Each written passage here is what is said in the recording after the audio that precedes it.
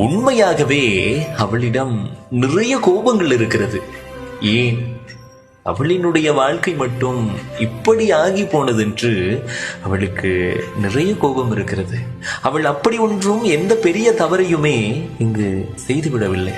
பெண்ணாக பிறந்ததை தவிர அவள் இந்த பிரபஞ்சத்தில் எந்த பெரிய குற்றத்தையுமே புரிந்து விடவில்லை. ஆனால் எப்போதுமே அவளினுடைய வாழ்க்கையில் கண்ணீர் மட்டுமே மீதப்பட்டு நிற்கின்றது. எப்போதுமே அவளினுடைய வாழ்க்கையில் ஏமாற்றங்களும் நம்பிக்கை துரோகங்களும் மட்டுமே வளர்ந்து ஓங்கி நிற்கின்றது. அவள் யாரையெல்லாம் நம்பி இந்த உலகத்தில் பேரன்பு செய்கிறார்களோ அவர்கள்தான் அவளினுடைய வாழ்க்கையில் அவளை இத்தனை தூர கண்ணீருக்கு ஆளாக்கி விடுகிறார்கள்.